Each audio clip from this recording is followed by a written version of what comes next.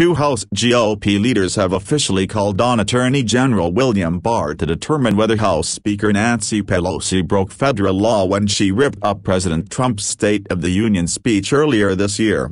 Pelosi famously tore the speech at the conclusion of Trump's February address in the House chamber because it was the courteous thing to do considering the alternatives, Pelosi said at the time. "I tore it up. I was trying to find one page with truth on it. I couldn't." Republican Policy Committee Chairman Gary Palmer, R. Alabama, and Republican Study Committee Chairman Mike Johnson, R. Law, wrote a letter to Barr on Tuesday asking he deliver a definitive answer on whether Pelosi committed a criminal act by destroying an official copy of the State of the Union speech delivered to her by Trump.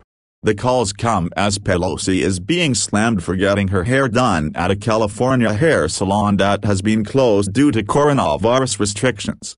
Nancy Pelosi's famous tantrum on the House floor was more than disgraceful. She violated her responsibility to preserve official documents delivered to the House of Representatives, Palmer said in a statement. "We asked the Attorney General to review this scandalous outburst, not simply because it offended every American, but because it set a precedent for radical politicians to hijack state events for partisan performance art and possibly break the law with, thus far, no consequence." The GOP lawmakers believe Pelosi could have violated 18 U.S.C. Section 2071, which deals with the mutilation of official federal records and sets a criminal penalty of destroying documents of up to 3 years in prison.